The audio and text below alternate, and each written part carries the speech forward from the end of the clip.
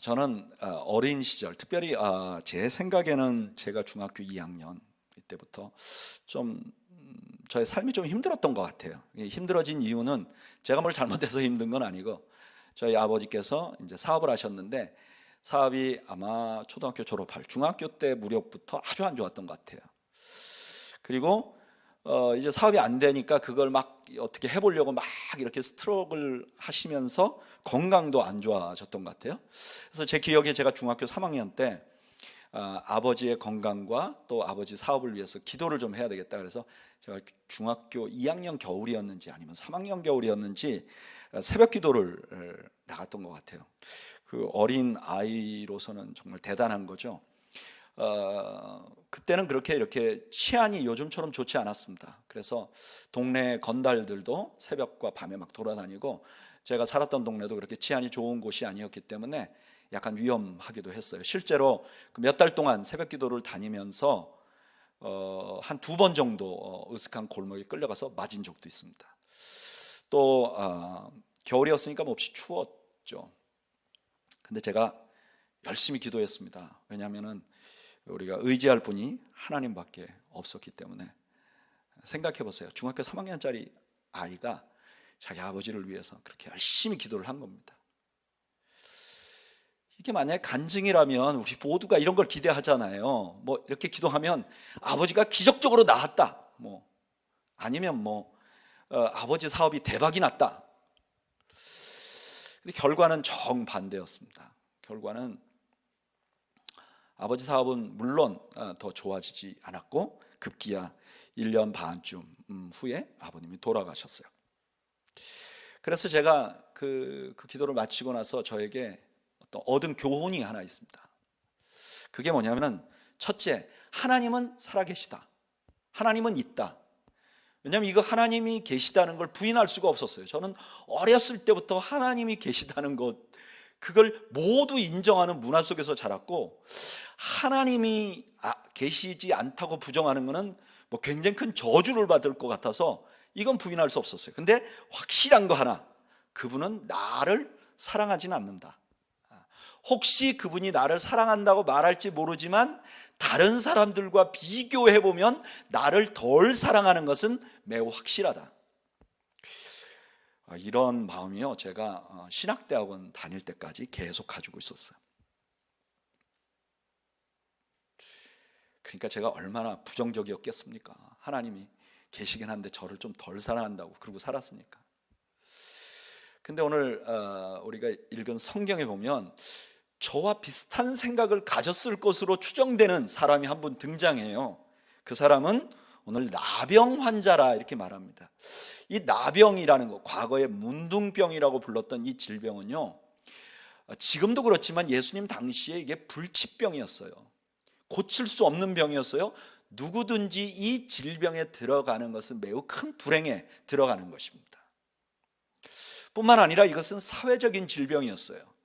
우리가 지금 코로나 바이러스가 걸리면 격리되듯이 이 질병이 사실은 오늘날 나병만을 말하는 게 아니라 고대의 모든 심각한 피부 질환을 다 일컫는 말이었어요. 그래서 이 질병에 걸리면 그냥 격리돼 버립니다. 그러니까 이 질병은 사회적인 질병이고 또 외로움의 병이에요. 게다가 이 질병이 걸린 사람들을 유대교에서는 부정한 자라 칭했어요.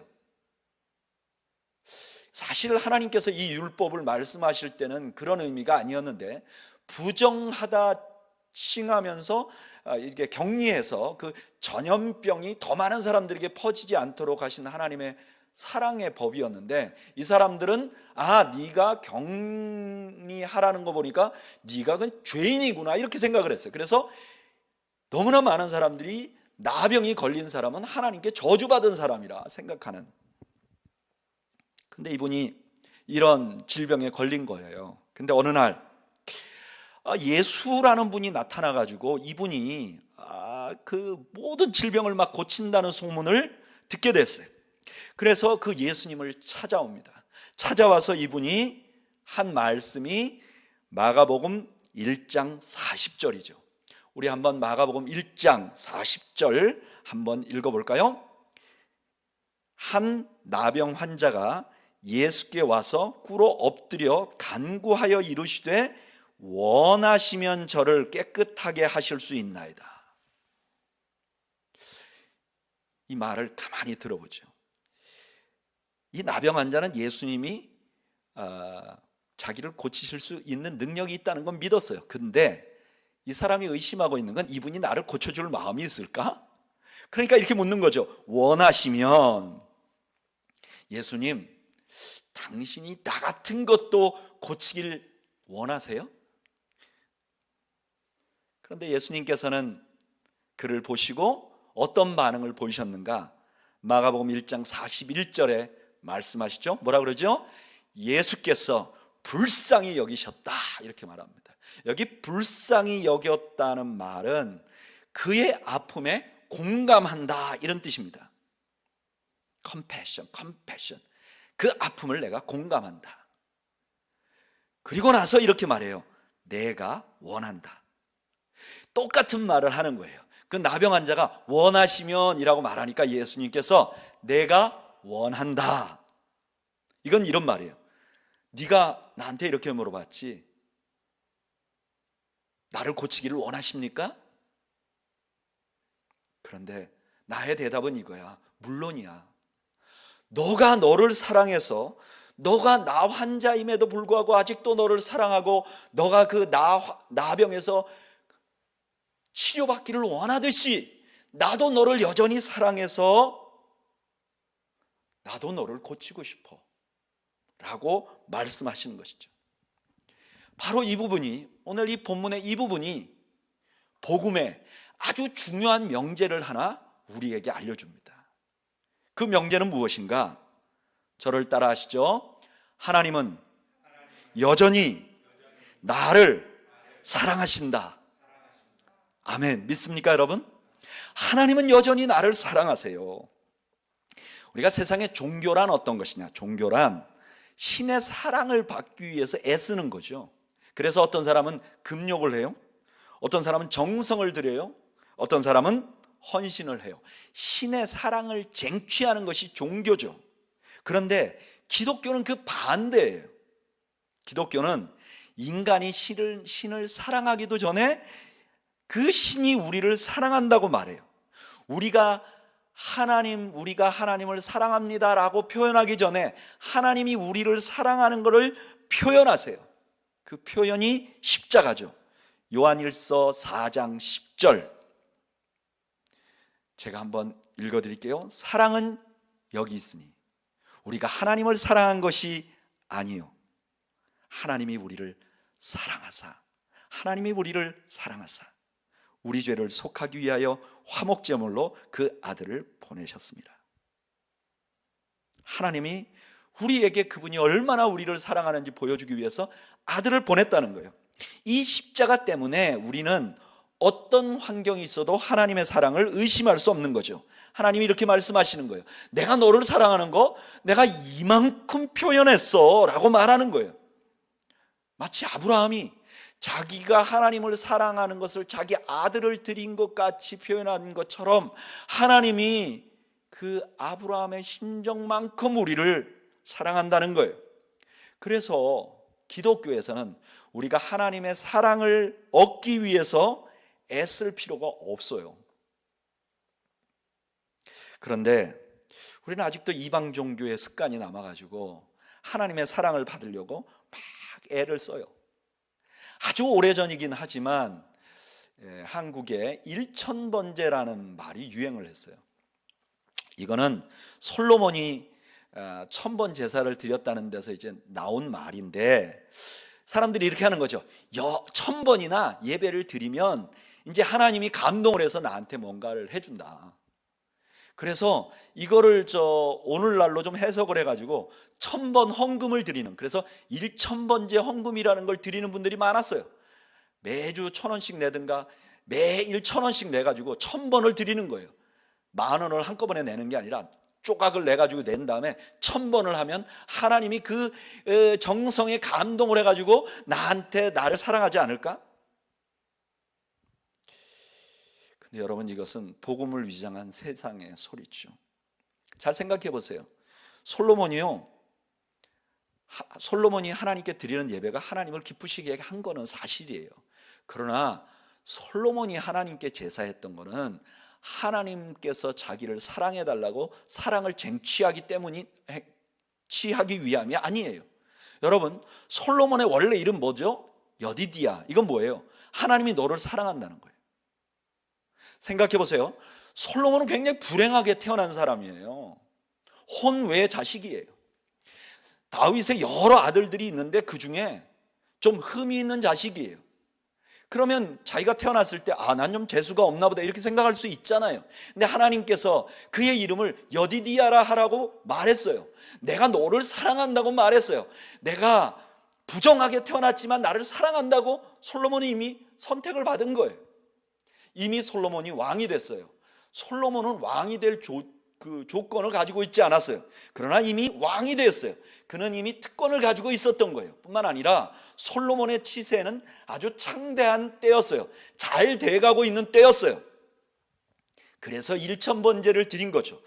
사랑하는, 자기에게 사랑을 주신 하나님께 감사의 반응으로, 사랑의 반응으로 제사를 드린 거죠.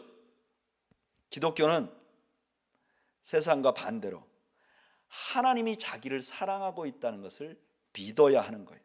그리고 그 반응으로 사랑을 표현하는 거예요. 여러분, 저는 여러분들이 하나님이 여러분들을 사랑하신다는 것을 의심하지 않는 여러분들이 되시기를 축복합니다. 세상은요, 우리한테 계속 이렇게 말해요. 환경은 우리에게 계속 이렇게 말해요. 야, 너가 이런 환경에 있는데 무슨 하나님이 너를 사랑하는 것 같아? 이렇게 말해요. 그런데 하나님은 이렇게 말하는 거죠. 아니야, 내가 너를 사랑하는 것을 나는 이렇게 증명을 했어. 나는 십자가로 증명을 했어. 근데 그런 소리에 너희가 현혹돼서는 안 돼 라고 말하는 거예요. 우리의 모습이 비록 나병 환자 같아도 하나님은 우리를 사랑하시고 하나님의 그 사랑은 변함이 없는 것이죠. 여러분, 저는 여러분들이 이 변함없는 하나님의 사랑을 신뢰하는 여러분들이 되시기를 주님의 이름으로 축복합니다.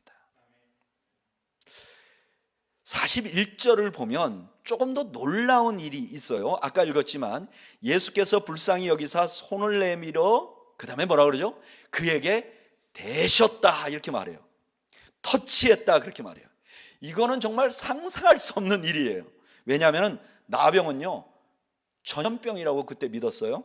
그래서 나병 환자에게 터치하면 내가 나병 환자가 되는 거예요. 뿐만 아니라 나병은 율법적으로 부정한 병이에요. 제사장이 나병 환자를 터치하면 그 사람은 부정해져서 제사를 드릴 수 없어요. 부정 환자가 되는 거예요. 그래서 아무도 손을 안 댔어요. 그런데 예수님께서는 그에게 손을 대신 거예요. 예수님께서 부정하게 되신 거예요. 예수님께서 나병 환자 같이 되신 거예요. 이것이 바로 복음의 두 번째 명제를 우리에게 알려줍니다. 저를 따라 하시죠. 하나님은 죄인과 하나가 되셨습니다. 여러분, 하나님의 아들이 지나가는데 불쌍한 사람이 보여요. 그럼 그 불쌍한 사람을 불쌍히 여기는 거, 이거 이해가 되는 일이죠. 그런데 그 하나님의 아들이 불쌍히 여길 뿐만 아니라 그 불쌍한 사람과 자기를 동일시하는 거예요. 이건 정말 상상할 수 없는 일이죠. 이해할 수 없는 일이죠. 이것이 복음이에요. 그래서 복음은 충격이에요. 신이 그렇게 할 필요가 없어요. 그렇게 할 이유가 없어요. 그러나 너무나 사랑하기 때문에 그렇게 하신 거예요. 그래서 이 복음은요, 세상에 이유 없는 불행을 당하는 수많은 사람들에게 대해서 대답이 되는 것입니다. 성경은 우리가 왜 불행을 당하는지, 내 인생에 왜 어려움이 오는지 물어보면 대답하지 않아요. 대신 하나님이 우리와 함께 하신다고 말해요. 예전 아주 오래된 것 같아요. 책을 읽다가 엘리에 위젤이라는 분의 쓴 책의 일부를 읽은 적이 있어요. 이 엘리에 위젤은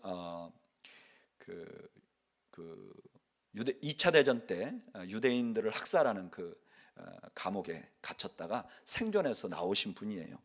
근데 이분이 쓴 책 중에 밤이라는 그런 책이 있어요. 근데 여기에 이런 한 이야기가 있습니다. 그 유대인들을 이렇게 강제 수용소에 모아놓고 독일군들이 지키는 거죠. 근데 그러다 보니까 사람들이 밤이 되면 자꾸 탈출하는 거예요. 그러니까 어느 날 이 그 수용소를 지키는 그 소장이 절대 탈출 못하게 하고 겁을 주기 위해서 그 수용소에 있는 사람들을 다 모아놓습니다. 그리고 3명을 공개 처형해요. 탈출 시도하지도 않았는데 3명을 공개 처형하는 겁니다. 본보기를 보이기 위해서. 그래서 3명 중에 한 분은 남자 노인이었어요. 두 번째는 여자 성인이었어요. 근데 세 번째는 13살, 12살이 안 되는 아주 깡마른 소년이었어요. 이 세 사람을 목 매는 데다가 세워놓고 모든 사람들이 와서 그걸 보는 앞에서 사형을 치르는 것입니다. 모두 다 높은 의자에 올라갔고 그 다음에 목에다가 밧줄을 걸고 씁니다. 독일군들이 그 밑에 있는 의자를 치워버립니다. 노인은 그냥 의자가 치워지자마자 바로 목숨을 잃습니다. 여자분도 조금 괴로워하다가 금세 사망합니다. 그런데 이게 13살, 12살 먹은 어린아이는 몸이 너무 가벼운 거예요. 그러니까 이게 대롱대롱 매달려 있는데 목숨이 끊어지지 않는 거예요. 그러니까 이 아이가 계속 대롱대롱 매달려서 괴로워하는 거예요. 그것을 보고 있는 유대인들 그 무리 속에서 분노의 신음소리가 나기 시작합니다. 그런데 어떤 한 분이 그 중에 이렇게 말하는 거예요. 도대체 하나님은 어디 계시지? 하나님은 빛이라고 말했는데 이 캄캄한 밤에 우린 어디서 빛을 찾을 수 있지? 그 탄식하던 하는 탄식 소리 뒤에서 또 다른 분이 이렇게 말합니다. 하나님은 저 어린아이와 함께 저곳에 매달려 있어.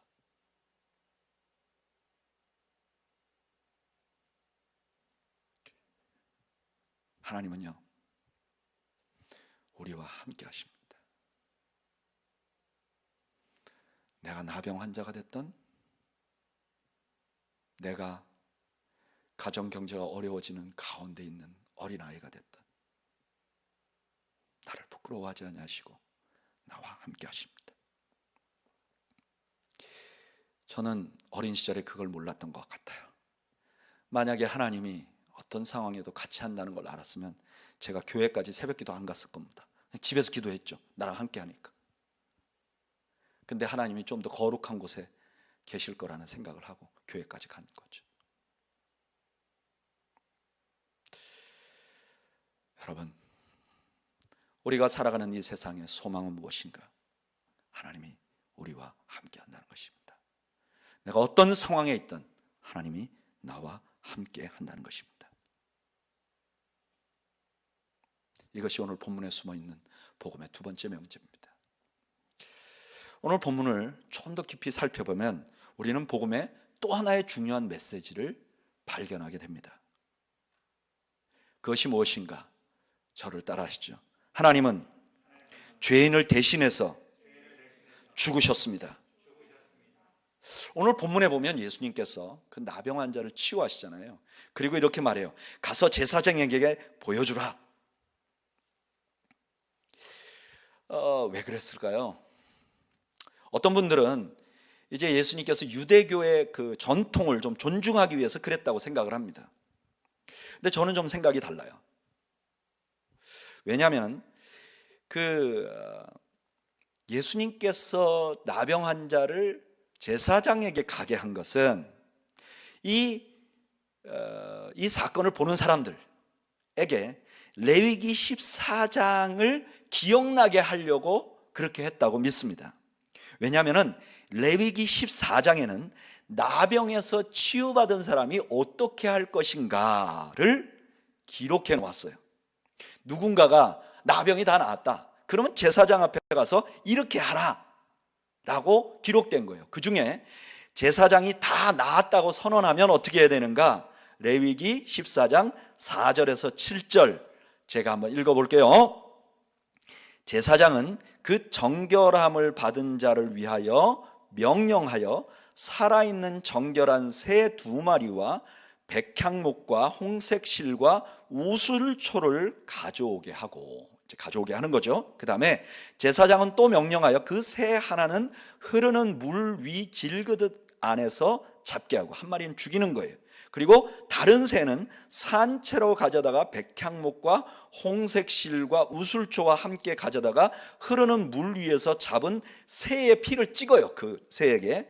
그리고 나병에서 정결함을 받은 자에게 7번 그걸 뿌리고 정결하고, 살아있는 새는 놓아준단 말이에요. 이걸 하게 하는 거예요. 아마 이 치유받은 나병 환자를 만난 그 제사장도 그렇게 했을 거예요. 그런데 여러분, 이 장면은 유대인들에게 어떤 특별한 날을 생각나게 해요. 그 날이 어떤 날인가? 대속죄일이에요. 너무 이상한 거는요, 이 나병 환자였다가 치유받은 사람에게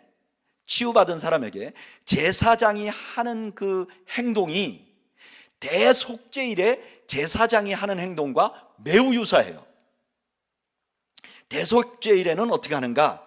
레위기 16장 7절, 대속죄일에는 어떻게 하는가?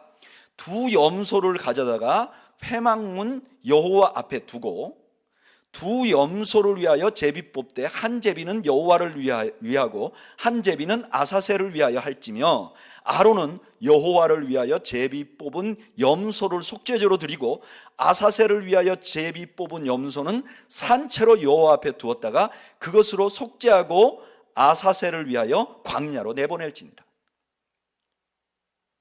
너무나 유사해요. 유사한 그림이 그려져요. 게다가 지금 그 나 환자를 고치고 나서 했던 그 실들 있잖아요. 그 홍색 실, 백향목, 그 다음에 우슬초, 이게 모두 다 성막을 지을 때 썼던 재료들이에요. 그러니까 이 구약의 나병 환자를 고치는 장면은 대속죄일이 기억나도록 하는 거예요. 왜 그랬을까? 이 나병 환자가 단순히 나병에서 치유받은 게 아니라 죄 속함을 받았다는 걸 기억나게 하려고 그랬을 거예요. 그러면 그 대속죄일은 왜 하느냐? 이거는 구약의 사람들은 아무도 몰랐어요. 그런데 예수님께서 십자가를 지고 나서야 이 구약의 대속죄일이 뭐 하려고 그렇게 했는지를 알게 돼요.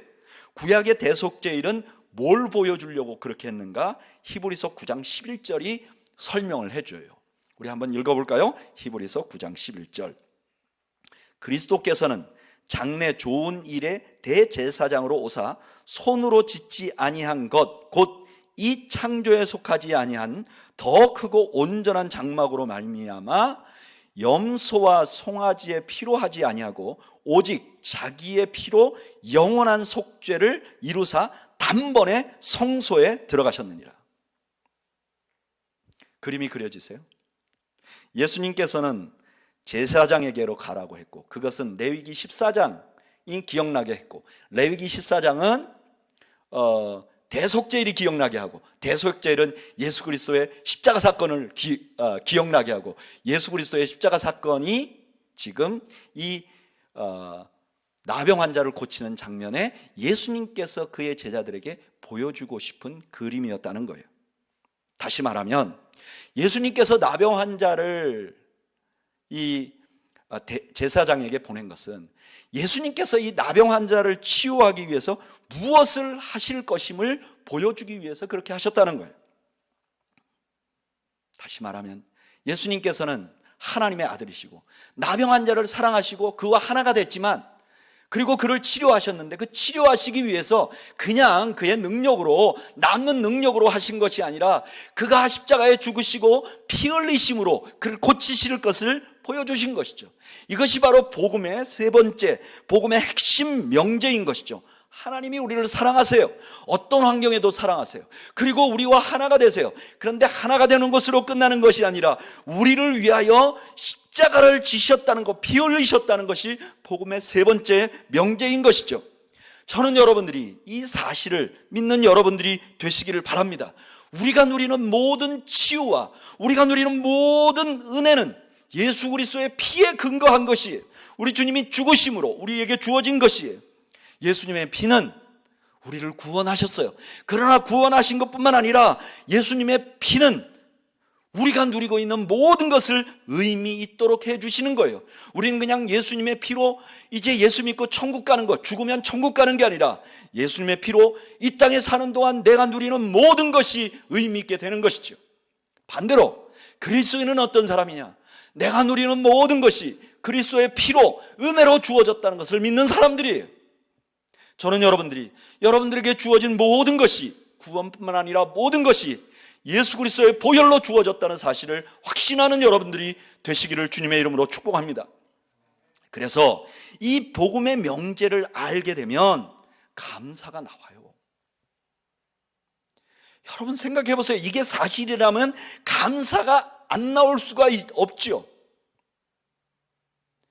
여전히 나는 부족한 게 많아요. 여전히 내게 필요한 게 많아요. 하나님의 도우심이 필요해요. 그래서 늘 목마름이 있어요. 그런데 그리스도인은 목마름이 감사로 바뀌는 거예요. 이상하게 여전히 신의 사랑을 갈구해서 뭔가 얻어내야 되는 다른 종교를 믿는 사람들 같이 우리도 여전히 부족함이 있는데 이상하게 우리는 감사가 나오는 거예요. 데살로니가전서 5장 18절 범사에 감사라. 이거는 불가능한 것을 우리에게 명령한 것이 아니지요.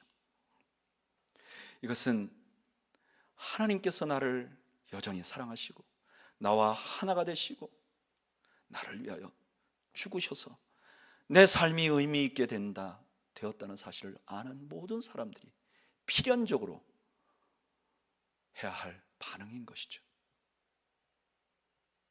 또 하나, 이 예수 그리스도의 십자가의 은혜를 알게 되면 입만 열면 그걸 자랑하게 되죠. 복음을 자랑하게 되죠. 십자가를 자랑하게 되죠.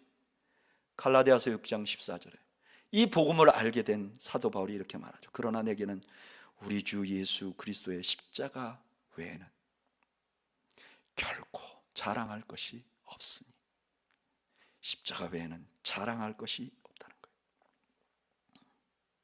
그 사람이 십자가를 아는지 모르는지 금방 알 수 있어요. 그가 무엇을 자랑하는지 보면 그가 십자가를 아는 사람인지 모르는 사람인지 알 수 있는 거죠. 그가 교회에 어떤 직분을 맡았던, 그가 목사이건, 그가 어떤 많은 일을 이루었던, 그가 이루는 일이 모든 사람이 볼 때 존경받을 만한 일이, 누가 봐도 저는 희생했고 예수님을 닮은 행동을 했어도 그의 입에서 십자가가 자랑이 아니면 그런 그리스도의 흔적이 없는 것이죠. 십자가를 알게 되면 십자가를 자랑하느라 정신이 없는 것이죠. 그리고 이 십자가를 알게 되면 죽는 방법으로 살게 되는 거죠. 복음을 알게 되면 십자가의 방법으로 내가 구원을 얻었으니까 이제 십자가의 방법으로 살아야 되겠다는 생각을 하게 되는 거죠. 내가 어떻게 지금 살게 되었는가? 예수 그리스도의 죽음으로 내가 살게 됐잖아요.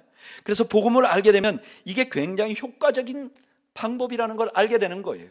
십자가, 이것이 믿지 않는 사람들에게는 어리석은 것이지만 예수 그리스도를 믿는 우리들에게는 하나님의 능력이 됨이라. 복음을 알게 되면 삶이 바뀌게 되는 거죠. 죽는 방법으로 살게 되는 것입니다. 이것이 복음입니다. 오늘 본문은 우리에게 복음의 명제를 매우 명쾌하게 알려줍니다. 하나님은 내가 나병 환자 같은 상황에 있어도 사랑하십니다. 어떤 상황에도 하나님은 나와 함께 하십니다.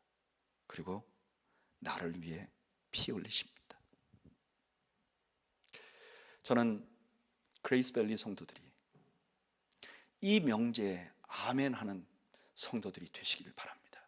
그리고 이 명제가 그냥 내 입에서 아멘이 아니라 내 삶을 지배하는 원리가 되기를 바랍니다. 내 인생을 끌고 가는 명제가 되기를 주님의 이름으로 축복합니다. 우리 잠시 묵상으로 기도하겠습니다. 잠깐만 눈을 감고 우리 자신을 돌아보죠. 나는 하나님이 나를 사랑한다는 것을 확신하고 있는가? 나는 하나님이 나와 함께 하신다는 것을 확신하고 있는가? 나는 하나님이 나를 위해 십자가 죽었다는 사실을 믿고 그것이 내 삶에 역사하도록 확신하고 있는가? 우리 한번 우리 자신의 믿음을 돌아보죠. 그리고 이렇게 고백하죠. 주님, 그 은혜 잊지 않겠습니다. 이 복음의 명제에 따라 내가 인생을 살아가겠습니다. 하나님 나를 도와주십시오. 그렇게 한번 기도하면 좋겠어요. 우리 한번 기도하겠습니다. 아버지,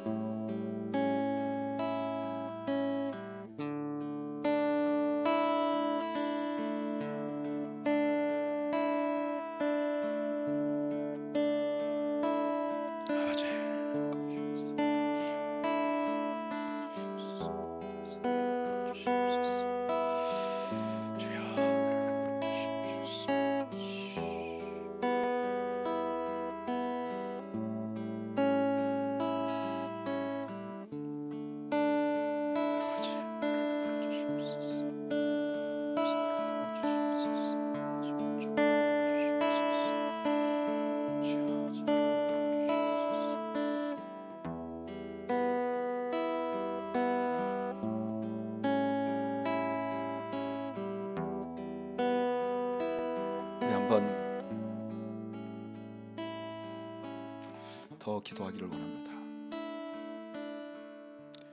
저는 우리 성도들 가운데 아무도 제가 사춘기 때 겪었던 그런 신앙의 레벨에 있지 않기를 원합니다. 저는 여러분들이 하나님의 존재를 알 뿐만 아니라 하나님이 우리를 얼마나 사랑하는지 알기를 원합니다. 그런 흔적은 너무나 많습니다. 내 주위를 돌아보면 하나님이 나를 사랑하셔서 해놓은 흔적들은 너무나 많습니다. 우리 1분만 더 이 시간에 우리 하나님이 나를 사랑해서 해놓은 흔적들을 묵상하겠습니다. 우리 한 번 더 기도할까요? 기도하죠. 아버지,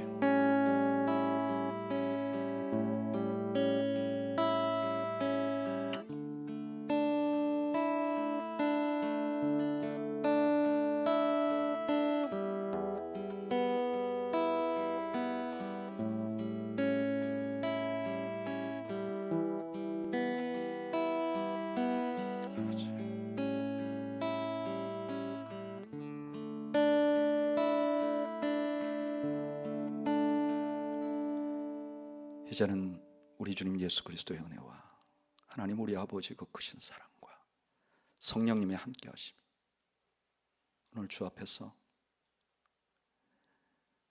복음의 명제를 듣고 십자가를 따라서 살기로 다짐하는 주의 백성들 머리머리 위와 이들의 가정과 이들의 생업 위에 지금으로부터 영원 무궁토록 함께 있을지어다.